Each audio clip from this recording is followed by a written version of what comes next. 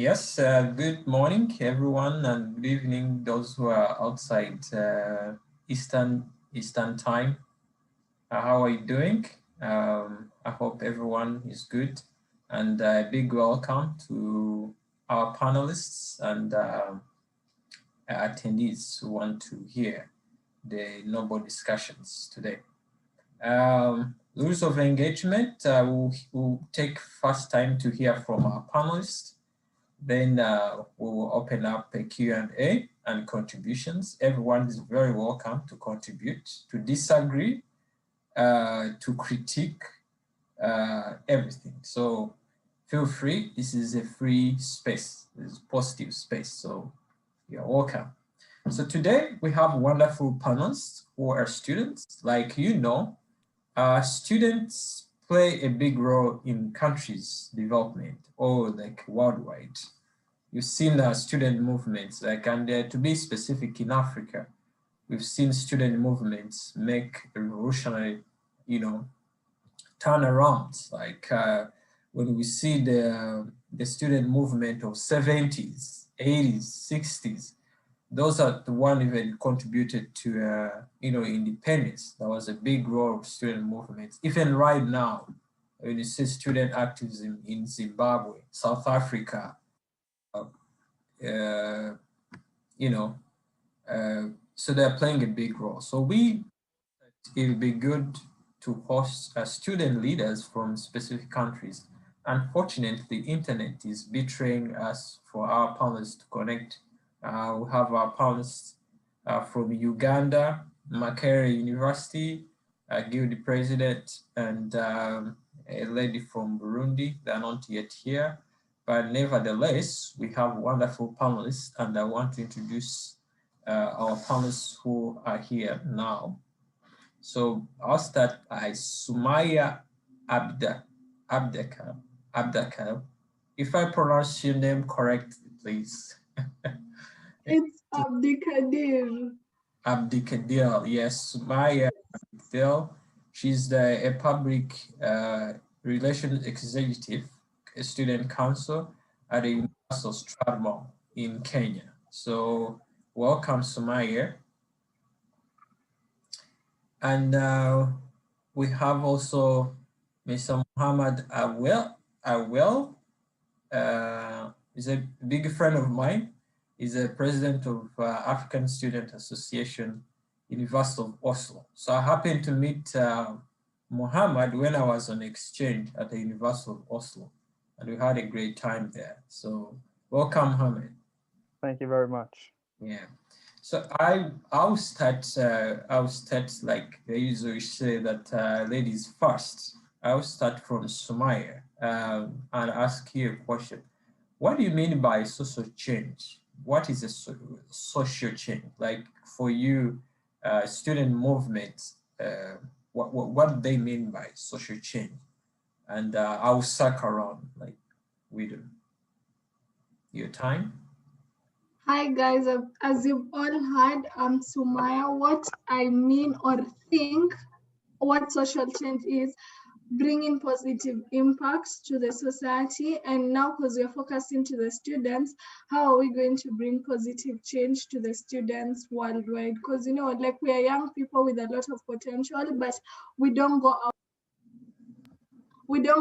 that show potential. So that's what I understand by social change. It's something that's impactful and it has positive impact. So it's like, for example, if you come up, okay, like in Kenya, there's this company called Wanafunzi Trust Fund. So it's meant for students to save while still in campus. So that is like a positive change towards them. Yes. Awesome, thank you. So social change is a positive aspect. I'm wondering whether Muhammad would agree with the same notion. So what do you think about Muhammad? What do you think, what do you understand by social change? And in regards to student movements, of course, yeah. So social change, the word social change is about, for me, what it is inherently about progress. So I agree with Maya that social change is for the better. When it comes to students, students can participate in social change when they not ask but demand social change. Since we are students at different universities and we have easy access to higher learning institutions, we often have more, or we like to think that we have more knowledge than a lot of other people who don't necessarily have higher education. So we like to think of ourselves as those who can drive social change. And what we mean by social change is, for example, in how the wealth is distributed in Africa, Yes. how we look at governments, how we look at corruption, how we handle things, how we can progress not away from our culture and our traditions, but to incorporate them into the future, and how that can be done in a sustainable manner. Awesome. Yeah. So, going back for social change, and so I'm going to ask you regarding to country specific, and Muhammad, you're in diaspora, but you made a lot of Africans, Africans in general. So, what does it mean, like student movement in advancing the Africanism or the Pan-Africanism in diaspora, in the diaspora sense? Because it couldn't mean, it might be a little bit different from Kenya, where they all are Africans and the same.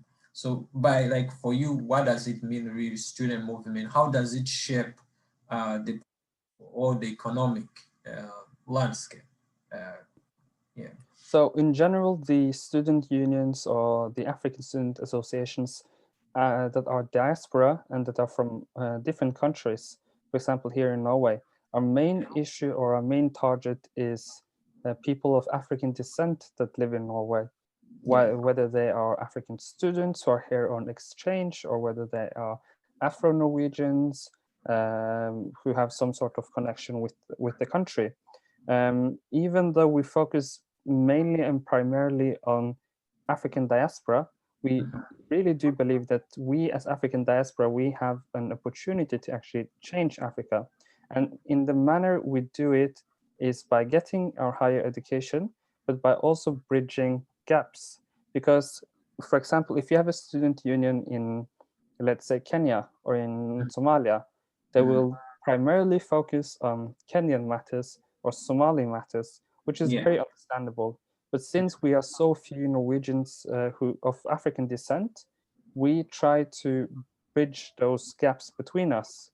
We try to understand each other's cultures, each other's history, and how we can all make change that is very, very much needed in all of Africa, not necessarily just the region that we come from or the country that we come from.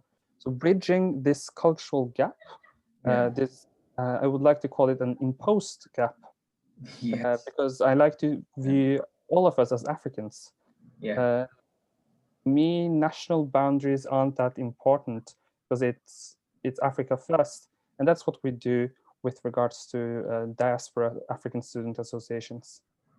Right, thank you. And I can testify to that, being part of the African Student Association Oslo, bringing together African and try to shape that narrative that we are all Africans, regardless where I come from or where. So we're shaping the African identity and the collective unity, which is very imperative to, causing social change, as in said. Okay, so how about Somalia? How is it in the context of Kenya? And you could even bring out some examples of like a student movement that have been. How is it like in Kenya?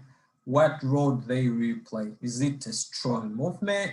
Do students have a voice? Can they, change a certain social change aspect they want to see?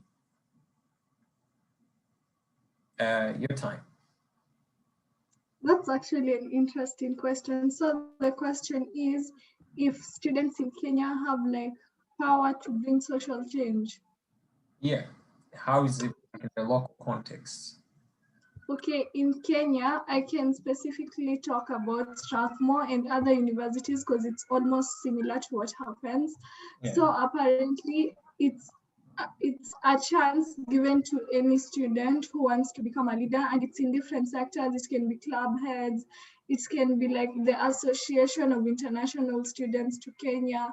Then we have forums where we meet and discuss about what we want to change. Like right now, the big thing in Kenya is the BBI, and I know it is the Building Bridges initiative for the ones who are not Kenyans. Yeah, so it actually affects the youth's life very much.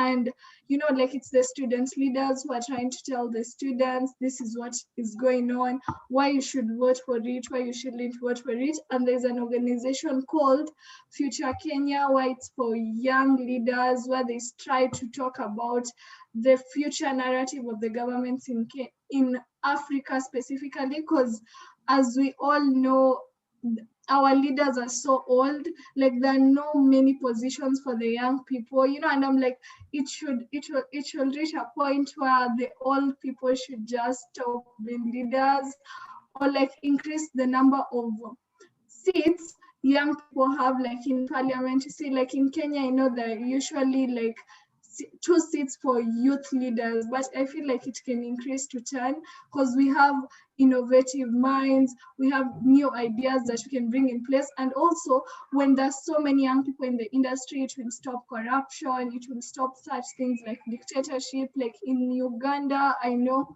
Museveni has been the president all along since I was born, and I feel like that's dictatorship. He should just step down and give it to a young person. Yeah. So that's my thought. And I think like the young leaders should be always be mentored and told, like given that chance should be made to so many of the students and given them a chance, and just try to tell someone, if you want to try a student position, just try it. You know, you don't know where it will go to you. And I feel like if we encourage them and there are more opportunities for them, they can participate. Yes. Awesome. Wow. Unfortunately, we had this. I had the panelist from Uganda, who's a guild president, Makere, and you know the role Makere has played not only in Uganda but across East Africa. It's the hub for protests. You know, it's around East Africa. If I think if you want to learn protests and activism, you just have a free pass to Uganda, Makere. So ours, for sure, that's a very good and elaborative landscape. But on the flip side, do you think student movement are really vital? Well, I understand. I understand people can go on the street, people can raise banners, people can make noise, can just.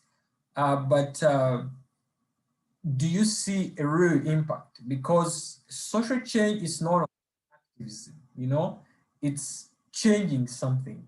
Do you think there is real activism in shaping the political, the social, and the economic uh, perspectives in Africa? Mohammed, what do you think? I think that we need to look at, first we need to start with the history of Africa Yeah. and with regards to student politics and student movements. If we Yes. look at the time when we were colonized, subjugated, who were the ones who actually fought against this colonization? Who went and went to these higher institutions of learning that the British established or whoever established, but they never lost themselves. They never lost their Africanness. They Yeah. never wanted to assimilate. They found out that you can actually have higher education, speak multiple languages, but still be for African emancipation. So Yes. therefore, student movements were very, very vital in going to the masses of the rural African masses in different countries. If I use East Africa as an example, if I use South Africans as an example, they were very vital to the spread of information, first and Yeah. foremost, but also for organizing people. Yeah. And I think it's very important that we remember that the biggest or the main point of a student organization is to spread information, spread correct information, but also Yes. to organize people. So Yeah. student movements have always been a type of forum or a place where people can come together and they can discuss issues of, for example, African liberation, African emancipation. And when it comes to, does it really have any impact? If we look at, for example, in 2015, a member of the student council, I think it was the EFF youth at the University of Cape Town. She threw excrement at a statue of the colonial mass murderer Cecil Rhodes. Yes. A year later, it was removed. Yeah.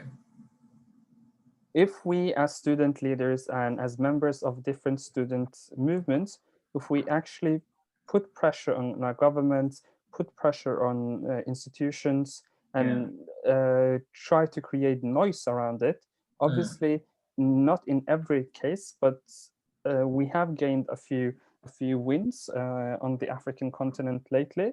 And also with regards to most of our leaders, not those old and greedy ones, but those who actually fought for liberation of Africa, of African countries in the 60s and 50s and 40s, they came from these student movements. Yes. So we need to remember that student movements can be a vessel of social change. And it has been, and it can be done again if we manage to do it in the 40s and 50s and 60s, to create centers of higher education where people came and they actually put Africa first and Africans first, instead of capitalism or whatever ideology that they're bringing. I think it's possible to do it again and to make sure that the universities and the student movements are vessels of change, definitely. Thank you, Muhammad. And for sure, university is not a place to go make assignments, grade them, and pass. You know, it's the essence of the university is to put test institutions. More institutions. I strongly agree with you. Like in South Africa, took off the statue of Cecil Rhodes. The government was adamant about that, but students have a great role, its impact. So it's up upon the student leaders and students themselves to know that they have a voice, they can influence and do great. So for sure, thank you for your submission. Now, while you're submitting your views, our panels came in, and she's Vanina from Burundi. Can you put on your video, please? If it doesn't hurt.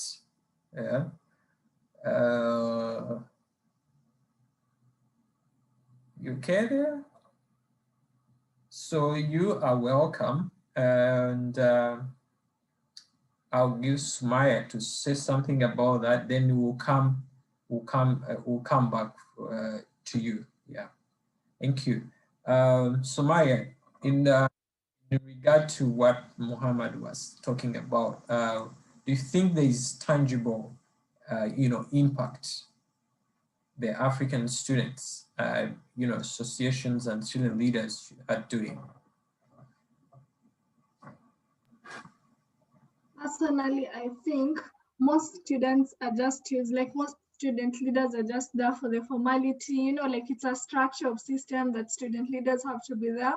But in Kenya, most of the students are used by politicians to like push the agendas to young people, because they can reach to those who are learned and those who are not learned. So these politicians compromise the student leaders, and when they compromise what they want, they actually fail to stand up for what is right. Many people will be misled by politicians who will just want the away, because right now, like, the BBI is being used.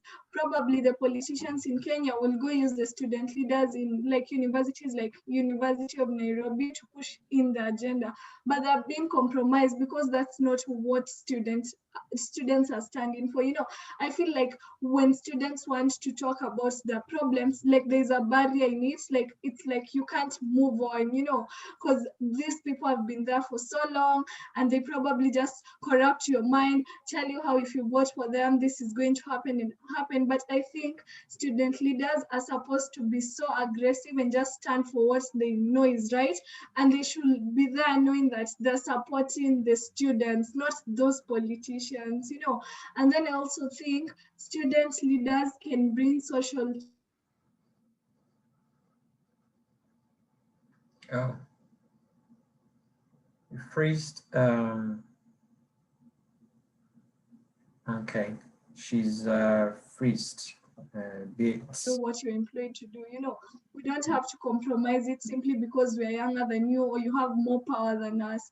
And I think most students should actually stand up to join probably activism and to stand for their rights, because the student leaders are just like a number, they're like less than 10.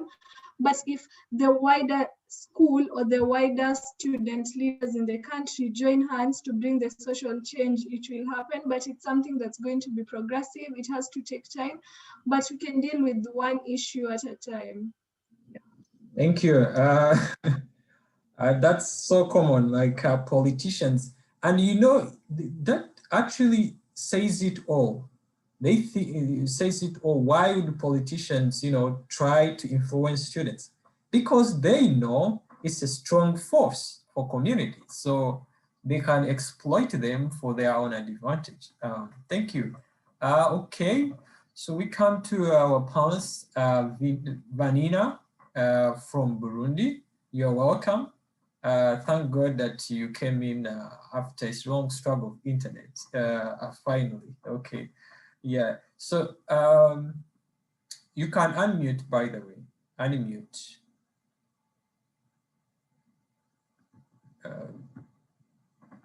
You unmuted. Mute. Okay. Yeah, so. Can you guys hear me? Yes, we can hear you. So. Okay. Ask you Thank a question. Yeah. Yes. I want to ask you a question. How is it in Burundi, in the Burundian context? Yes. You think there is a strong force of student movement or activism or pressure or you know, awakening? They know their rights, their elites, and you know, they're fundamental to the Burundian society. Like in a Burundian context, how is it like? In Burundi, it's totally different from what I'm hearing from other people, because there's no activism in universities. Actually, I don't know about other universities, but at my university, we just have. I'm part of the leaders. I'm part of the leaders of the school. I'm part of the students' board of the school, but actually, it doesn't have anything special. It does. It's just a formality. As I've heard another one saying this, it's just a formality. It's just a name we have, like it's like a title we have, but there's no big contribution to anything. Actually, I was even surprised to hear that in some countries, students are used by political parties, because for us, they don't even know us.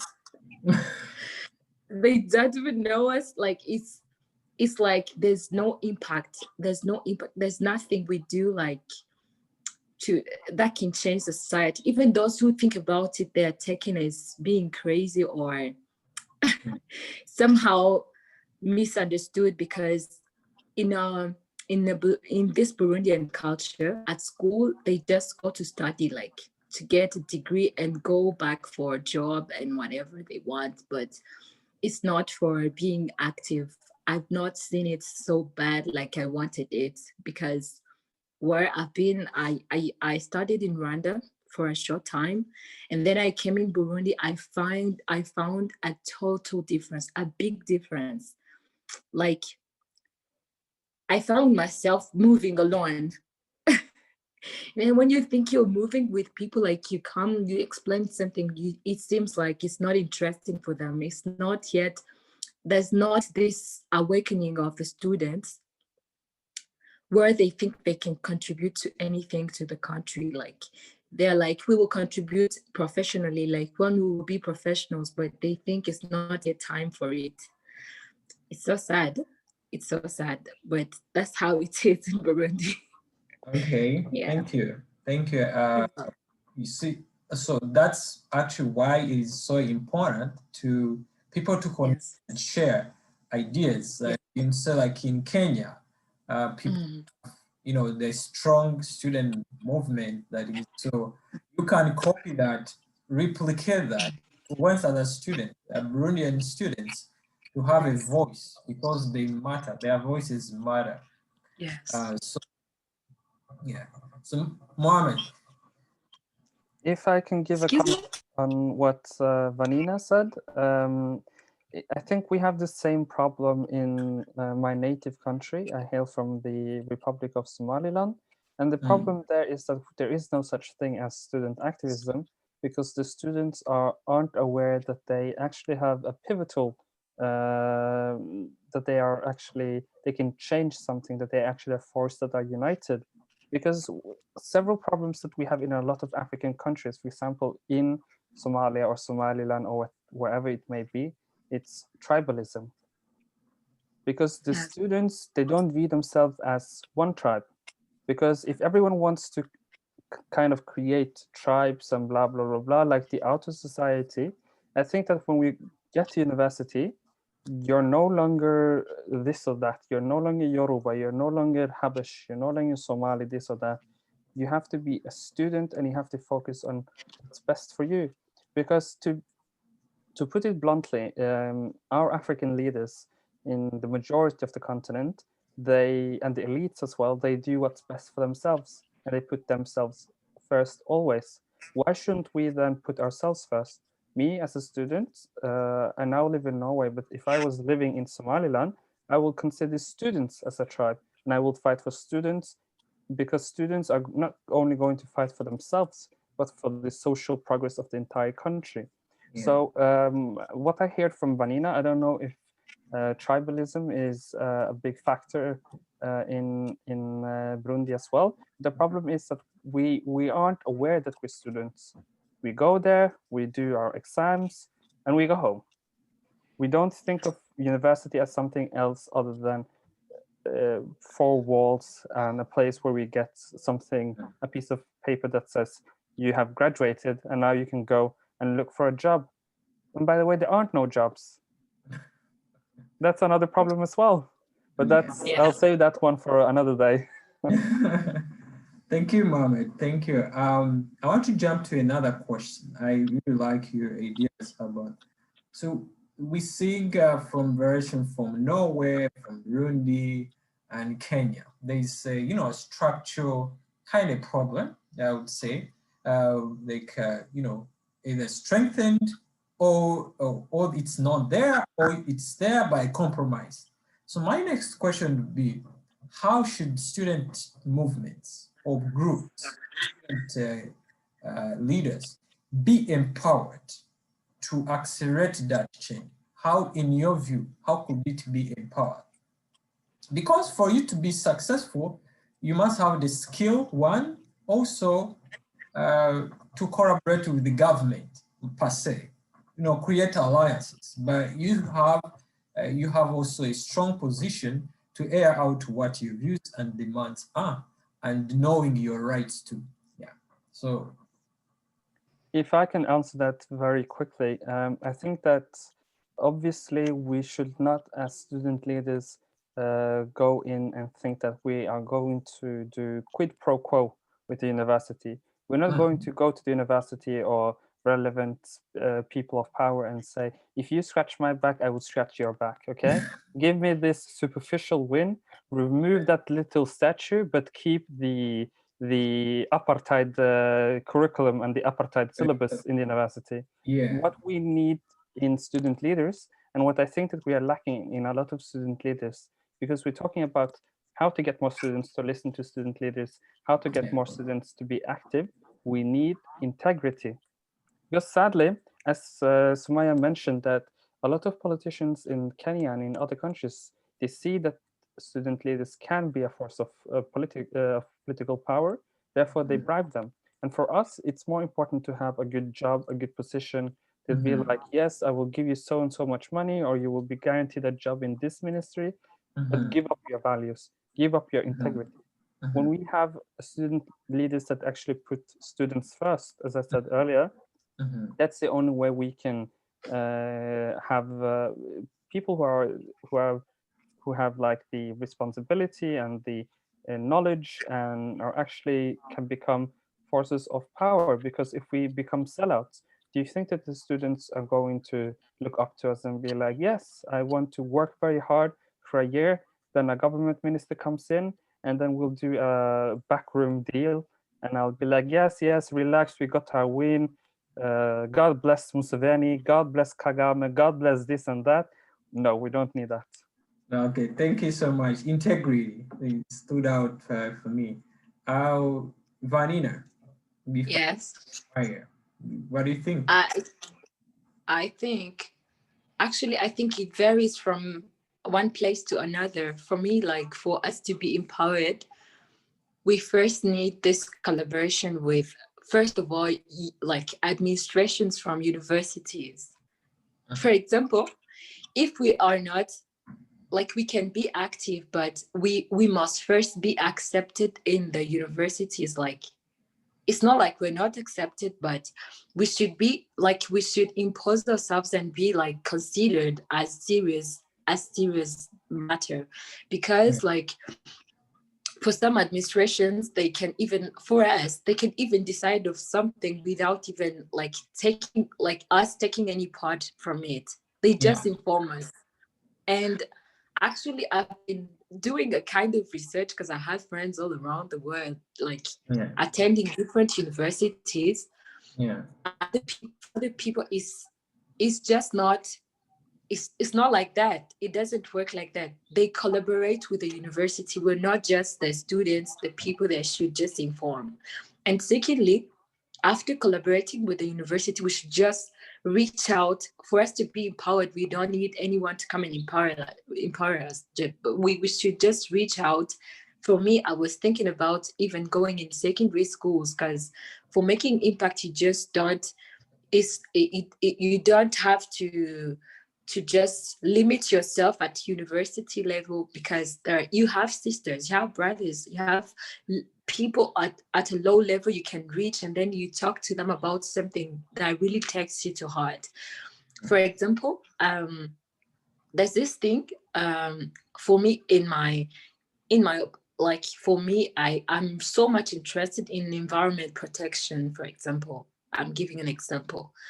So for the environment to be protected and for pollution to be avoided, I don't only need university students. I need people from the low level, from the low age, for them to, because like when you teach something to a kid, when you reach out for a kid, you teach him something.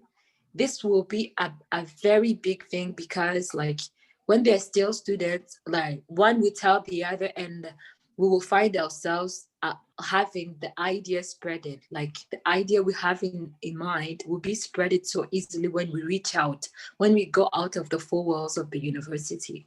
That's how I think. Thank Yeah. you. Thank you so much, Vanina. Sumaya, what's your take? Okay, what's my take is we should actually, like the different schools should actually try to empower their own leaders, probably by giving them leadership sessions, summits, that way you'll get to know the information that you're supposed to have as a leader, and it also empowers you. Because most of us when elected, I believe it happens in every country, like it's like you're becoming a politician in school for you to get that seat. It doesn't mean you're a leader. There's so many dynamics in leadership you have to learn about so that you can become a better leader. So I think that there should be like mentoring sessions, leadership sessions in different universities. And I can attest in my university, like every student, not only the leaders, when you join first year, you're given a mentor who guides you throughout the years, and it's not only limited to your academics. They make you be an all-round student. And then I had Vanina saying that in her school, the administration really doesn't cooperate with the students, for the students' leaders. For us, in my university personally, I don't know about the other universities in Kenya, but in my university, the school really cooperates with the students' leaders. They actually inform us what's happening. They ask us to give our take, they even send like different Google Sheets for students to just decide what's there. And when they're making decisions, they make the decisions like in favor of the students, because without the students, the school can't be there. Yeah, so that's how it's different. And then when Mohammed was saying about tribalism in Somali, because I'm a Somali but a Kenyan, actually that doesn't only happen in Somalia, it even happens in Kenya. Like when you see the Somali community, people just know you're a Somali, but they don't know what tribe you're in. But inside us, and that's why there is still war till today in Somalia, because of the tribal clashes. I'm from this tribe, I can't associate with this guy. Like even when it comes to something like marriage, it's such a sensitive topic, but like there's some people who can't accept you to marry because you're just from a different tribe from them. Yeah, so that's actually a sensitive topic. And also in Kenya, it's actually ethnicity. I think it's a topic that affects everyone worldwide, because even in Kenya, like during the elections, there's always a lot of ethnicity. Even like this BBI, the Building Bridges Initiative, there's still ethnicity in it, So I feel like ethnicity should actually be what I don't know. I feel like we're the 21st century. We don't think about our friends as you're from this tribe, you're from this tribe, So I think the young people are the ones who are going to bring that change in future, not to vote for someone like a president simply because you're from a majority tribe in the country, but simply because what kind of knowledge are you going to bring? How are you going to impact the lives of citizens? Because I feel like the current leaders are still in that our parents' generation where they still think, they're still backward. They still think, okay, let me use the tribes in Kenya. I'm a Kikuyu, so I have to vote for a Kikuyu. Yeah, the Kenyans in the country, Kikuyu is one of the largest tribal societies in Kenya. Yeah. Wow, thank you. Thank you very much for all of you. So I had undertones most of the time. I had undertones of tribalism, disunity, not people looking classification. I would classify that as sectarianism in general. So how would student movement, my last questions, don't worry, this is my last hot questions. Don't worry about that. So how would universities in general champion student leaders enforce that that strong factor of unity in universities? How can they bridge a force? Like, is a student not a Kikuyu or a Somali or wherever, so to be looked at as a student first and as a citizen, not as my tribe. How could the student forge that, achieve that unity that people like? Starting from you, Mohammed. Absolutely. Okay, you wanna go first, so Maya, you can. Personally, I think in my school, like there's nothing like ethnicity, like we are addressed all as students, and it has actually changed. And even like the international students who come to Kenya and study in Strathmore, actually they have like a family that guides them. This is how you should go, takes them around the country to ensure they're just okay. But I really don't think it happens in my school, where some students are treated to be more special than the rest simply because you're from a certain tribe. Yeah, so I think actually in Kenya, I doubt it happens, because even in high schools or primary schools or the other universities, like there's dynamic in the tribes, because there are like 44 tribes in Kenya. But the problem comes in Kenya during elections. Like that's when people start knowing, oh, my friend was a Kikuyu, so they have to vote for this one. My friend was a Luo, you know, like during elections, after every 5 years, that's when people start thinking about their ethnic lines. But I actually think it's changing currently because most young people in Kenya don't view it as, because you are a Kikuyu, I have to vote for you because you're like from the largest ethnic group. What are you going to bring on the table? And I feel like it's something we can create more awareness about and educate people even at the grassroots. They should vote for someone because of their skills and what they can do, not because they're from your tribe, you know. Thank you. Thank you. So, indoctrination, sensitization. I get that from you. Yes. Mohammed. I think that we need to, as Sumaya mentioned, we need to work on a grassroots level. First and foremost, as student leaders and as representatives of student movements, we need to look at our own actions. Are Yeah. we in fact perpetuating sectarianism or tribalism without even knowing it? We need to worry about our public image. Even though some symbols are, or some actions are merely symbolic, for example, if you live in a country with two major ethnicities, instead of having one leader of the student union, you could have two for representation. Make sure that smaller tribes are also represented in the student body, in the student councils or in the student movement. All of this kind of creates a change in how people view the different student movements. Because sadly, in some cases, people will be like, oh, that student organization is only for people who are of this certain tribe or this certain ethnic group. Our responsibility as student leaders is to first and foremost not misuse the tribe card, because when things go badly for us as student leaders or as members of student organizations, we will go and we will kind of go back to our backwards thinking that we left from the rural places, and we'll be like, oh, okay, I am I'm in a deep problems, blah blah blah blah. How can I dig myself out of this grave? Well, I can easily use what I had learned from child, which is the tribe card or the ethnicity card. I can be like, no, no, no, no one's going to challenge me as a student leader. How can you do that? You're just kind of, this is just tribalism. So we need to be very, very wary of using tribalism to our advantage, because we want to kind of rid society, African societies, of sectarianism, because it's holding us back. We need to view ourselves as students. And for that, as Maya mentioned, we need an awareness campaign. We need people on the grassroots level to make sure that there's actually a new group in town, and that's students.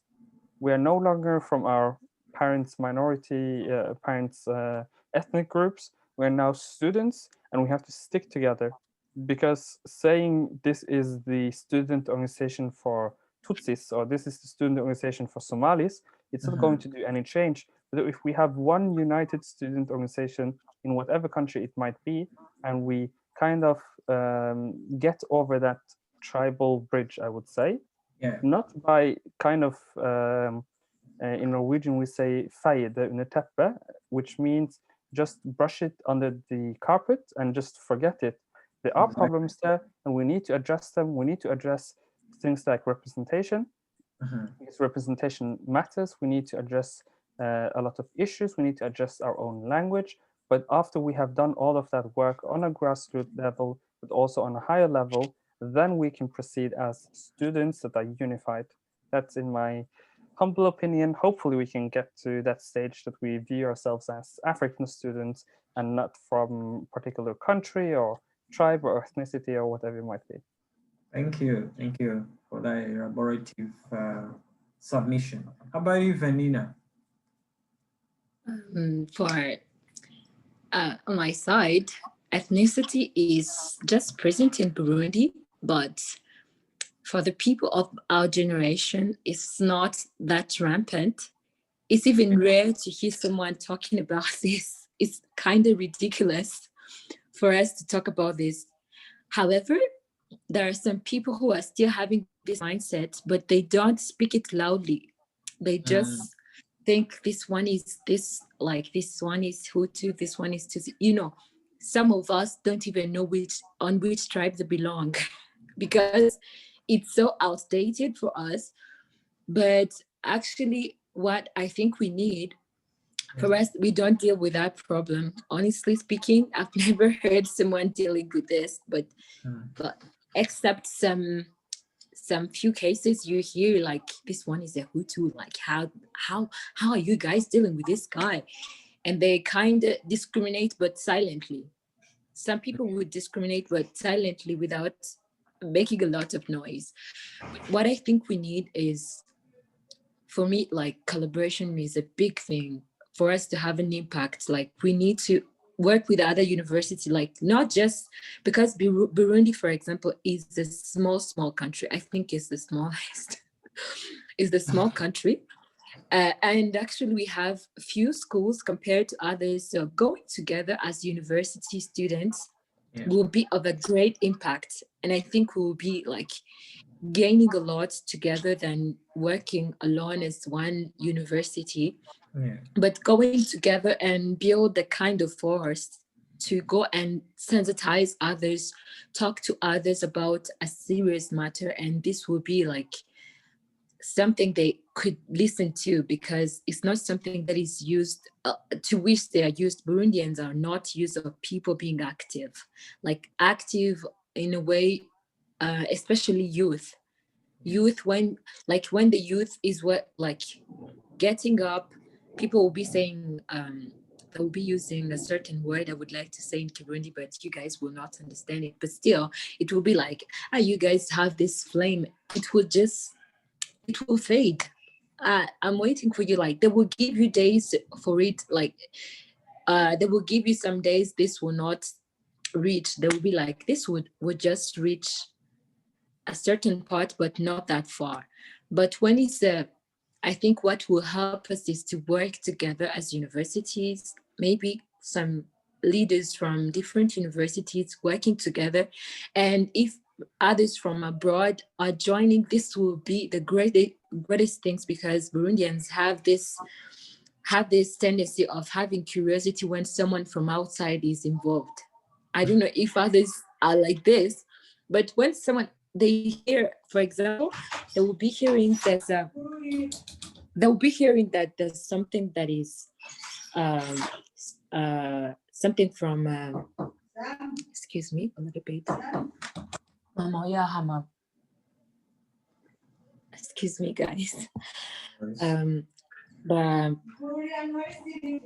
there's something will be excuse me.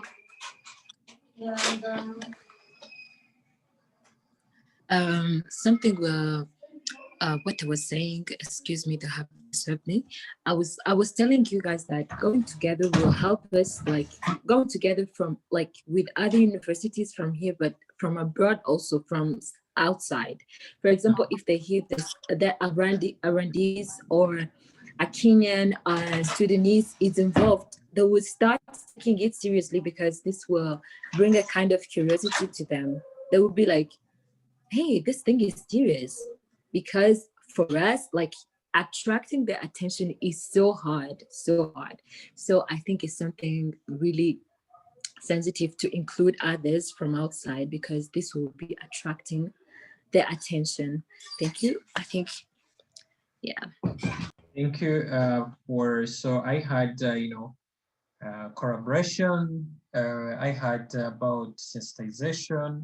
I had about what is Muhammad said, something related to, grassroots, activism or sensitization. That's a very good, point for sure.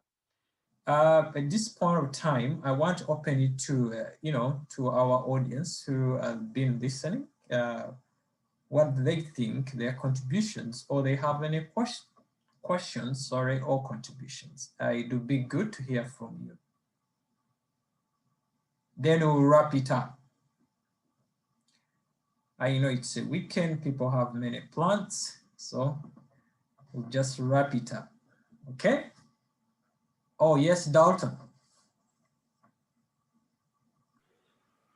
Yeah, so I don't know if I should really make it a question, but maybe more of input on the whole thing of student leaders working together to be able to perhaps impact this social change. Yeah. So I'll go back to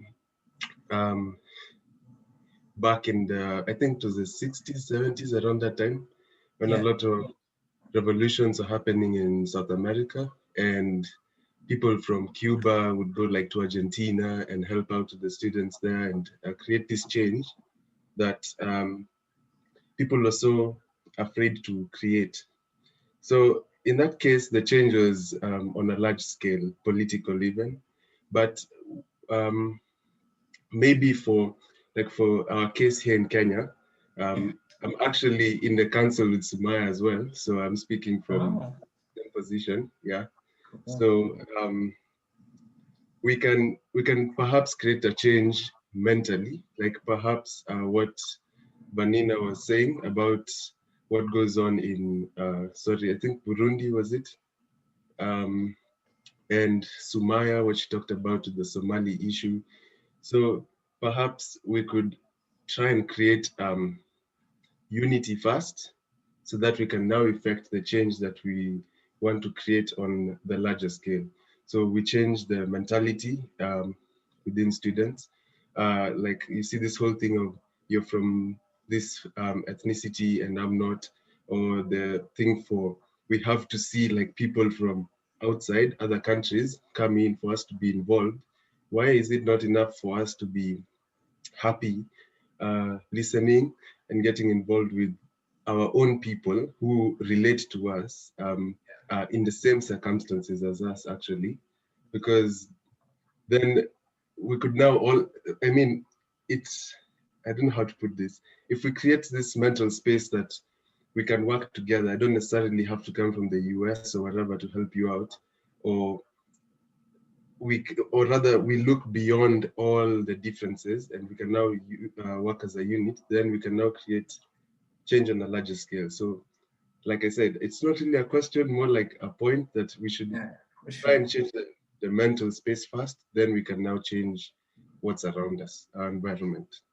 Thank you so much, Dalton. Very good point, for sure. Mindset, you know, it's about mentality, for sure. What the 1970s people did, we can do that. We may not go pick up guns, fight, but there's a lot of fight. War is not only for guns. There is war for ideology. There is war for mind. Yeah. Thank you so much.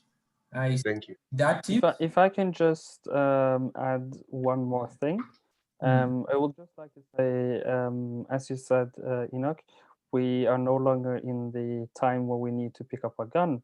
Thank God for that.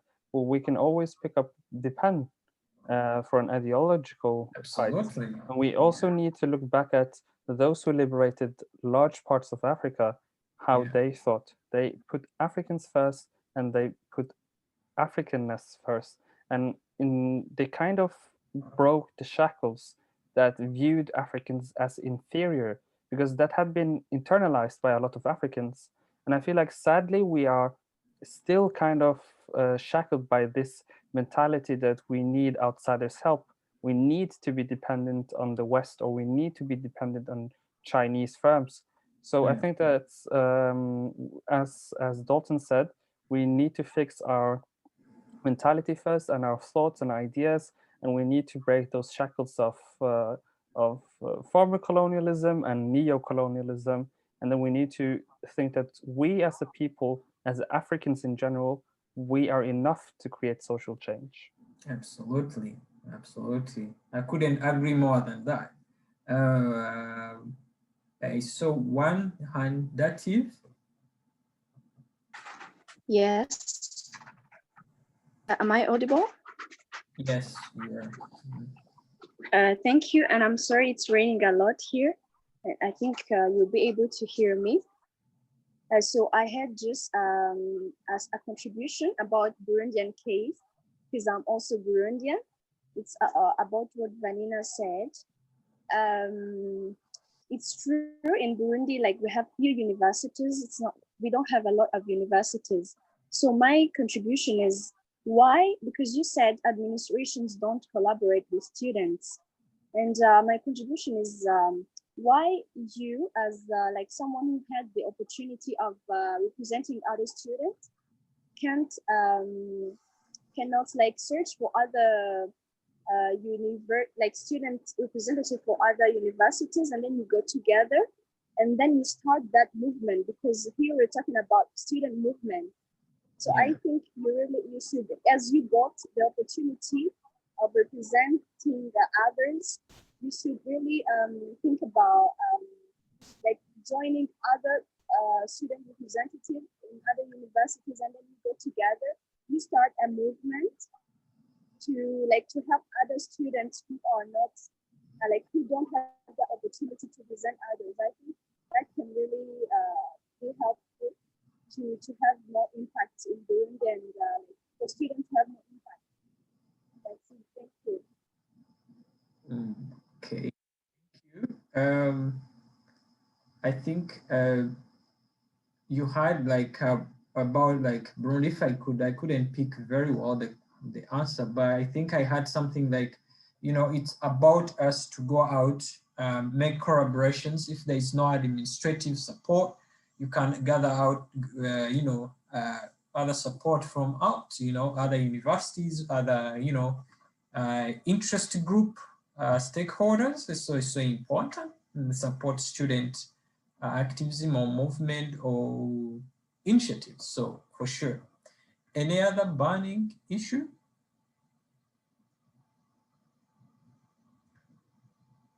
I have a question for the team. When they're talking about the administration doesn't support them, can they really elaborate what kind of support they need from the administration and what kind of activities they will want the students to take part into? Sure. That if Okay, am I audible? I'm sorry, it's raining a lot here. Can you hear me? yes, even if you can't talk very well, you can type. So there's two options too.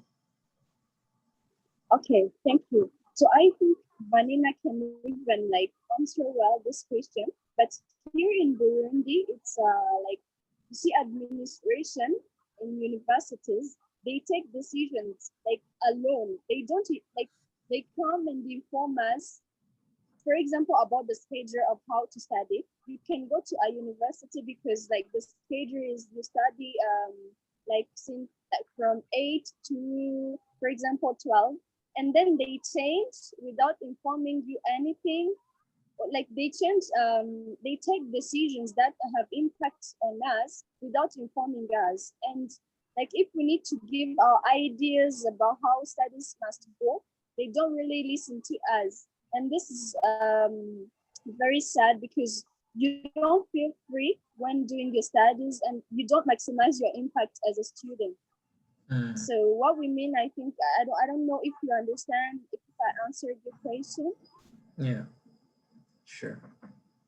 You actually answered my question, and I can try to give you what we actually do is the administration at times will make decisions that probably the students weren't involved. But what you can do is always try to reach out to one of them through an email, and you copy everyone in the administration. That's a smart way. They will answer you, because if you only write an email to one person, they can just assume. But if you write an email to the DVC, the vice chancellor, I don't know, the dean of students, the head of communication, everything, if you copy them on one email, they'll actually see it's a serious matter, and they will want to address it and hear your opinions. And it can always reach a compromise where the administration wins and also the students win. Yeah, so that's what we do. You can actually try to implement in your school. Oh, thank you so much. I think. All right. Okay. I Thank think you. Vanina is taking notes because me, I'm no longer a student, unfortunately. But Vanina, I think she can do that. Yeah. Thank you. Let's hear from Herita.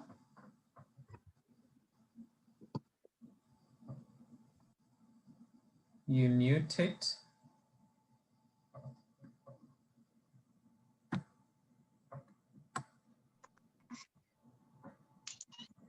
Thank you. Thank you for having me. It was such a nice panel. I really liked it. I would like to say that first. But second of all, I would like to ask this question to all the student leaders here. First of all, I really admire that you're taking the initiative to, in Africa, it's very hard to be a leader as a whole because we have a lot of differences and we need someone to bring us together. And you, at this age, taking the initiative to do that is very amazing of you. And also, I would like to ask this question. Does any of you have any connection with other countries with each other? Like, for example, I'm from Ethiopia, and I think Sumaya is from Kenya, and I think Vanina is from Burundi or something like that. So I would like to ask all of you if you have any connection with each country, because you know, if anything happens, for example, in Kenya, and you cannot speak because of some political issues or because of some political agendas out there, other countries could speak for you. So one can be the voice of the other. So I was wondering if any of you has any collaborations with other countries other than within your country or within your university. That's all I want to ask. Thank you. Thank you, Herita. Very important question. Brings it back to collaboration. Do you guys have alliances? Because now, let's say you are presidents, and presidents have alliances all over the world. So you guys have an alliance with the president of Makere in another country. We want to hear from you.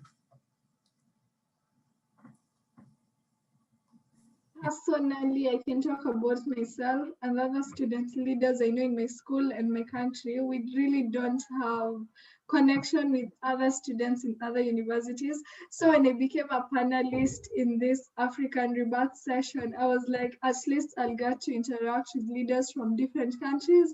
Then I actually hope, because I was actually going to propose it to Enoch, to try create a WhatsApp group where I can add several leaders from different countries. Yeah. Awesome. That's very brilliant. Mohammed? Sorry, I just had to fix something. What was the question again? The question is, do you guys have alliances? I keep on using alliances. Sorry, it's so political, but do you have, friends, other countries, student leaders, you know? Definitely. As the African Student Association at the University of Oslo, we have collaborations with different organizations and student organizations that are centered on African people, especially in the diaspora.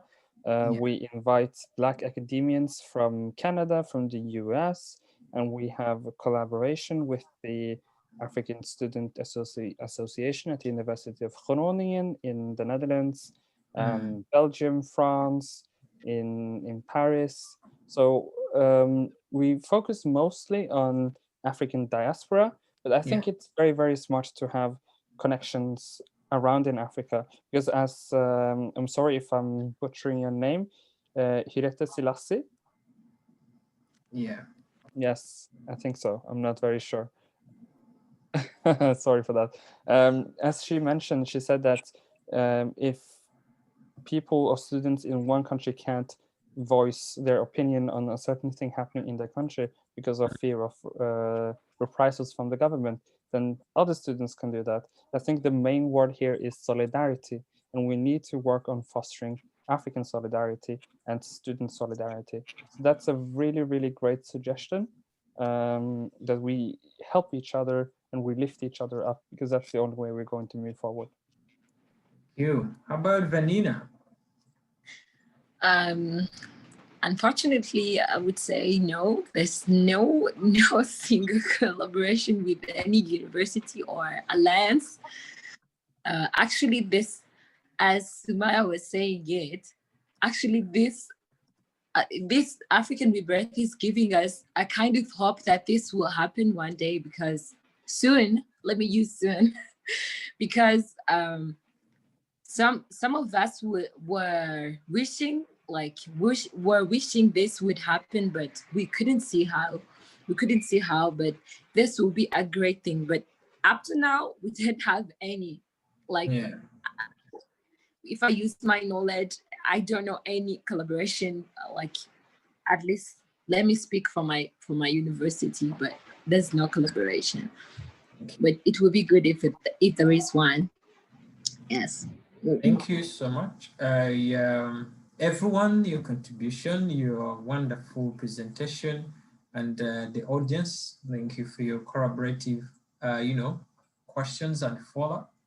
Just like you guys been saying, the university is not like 4 square walls of passing exams, doing tests, wherever. It's a place for birth of ideas and implementation. It's student movement that shape country's destiny. You always judge a country depending on their universities, the capacity of their universities, because strong institutions shape countries' policies. But if a country is just there, you just look at what the universities are doing. So it's upon the leaders, us the student leaders, to enforce that spirit of change, of reformation, of solidarity, of comforting staff in a very modern and 21st century manner. 21st century requires 21st century solutions, problems. So it's upon and you guys are all of you are young people. We're all young people. So we have new brand ideas that fit our 21st century people, solutions and the destiny. So I thank you so much for the panels. Thank you, Mo.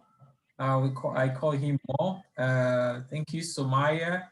Thank you, Vanina. Thank you, Herita, Alexis, Dativ, Sophie, for patience and kind attention for us. This is African Rebirth. Always connect. Don't forget to connect amongst yourself. That's part of the deal, the package. It's to make student leaders connect. Don't forget to reach out more. Don't forget to reach out to Vanina, and you connect and share with Kenya and organize events, because why African Rebirth is there is to bring a new chapter of thinking and reformation. We want student leaders to have a collective ideology that for peace and unity and shared prosperity. That's our mission as African Rebirth. And student leaders are very vital to do that. So, and follow us. If you are not following us, African Rebirth will bring exciting audiences like this. Yeah. Thank you so much. Alhamdulillah for the Muslim guys here.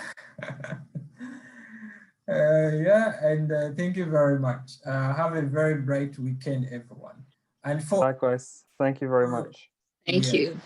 See you. Thank you for the session. And for the Somaya, I like your idea, creating a WhatsApp group for African student leaders. I'm going to do that. Yeah.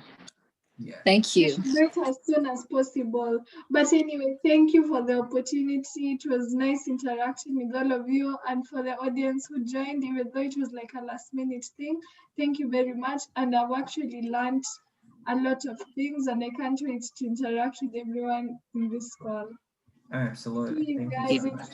Weekend. It was a great thing. Thank you. Right. Thank you.